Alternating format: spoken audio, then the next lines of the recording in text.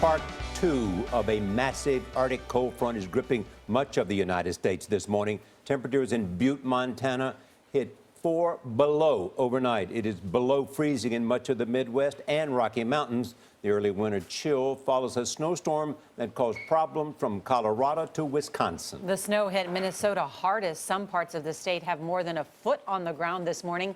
Icy roads are blamed for 2 deaths. Nina Moini of CBS station WCCO is in Minneapolis, where the storm is not over yet. Nina, good morning. Good morning. This storm system has dropped several inches of snow across 9 states, affecting millions of people. Here in Minnesota, we're dealing with ice all over our roads, ice like this, but the entire region is bracing for a cold snap that's going to impact, again, millions of people. Digging out from a major snowstorm isn't what you'd expect with winter well over a month away. But instead of rakes, people across the upper Midwest are using shovels after a monster early season storm dumped snow from Montana and the Dakotas to Michigan's Upper Peninsula.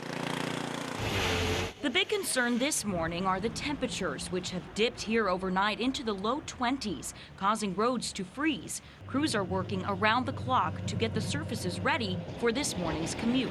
It's a little scary always the first time because people are relearning how to drive on snow. I like the snow, but the driving part I could deal without. In Minnesota alone, state patrol units responded to 475 weather-related crashes. Vehicles littered the sides of roadways with more than 700 accidents reported, including this pileup in Duluth.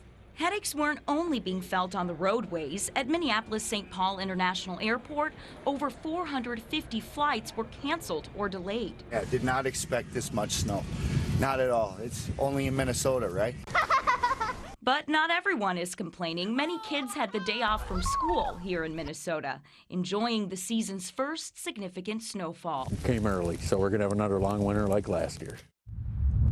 More snow is expected to fall throughout today and this evening here in Minnesota, but the good news is the temperatures should stick around the mid-20s, and that allows for the salt to do its work in melting that ice here on the Minnesota roads. Gail?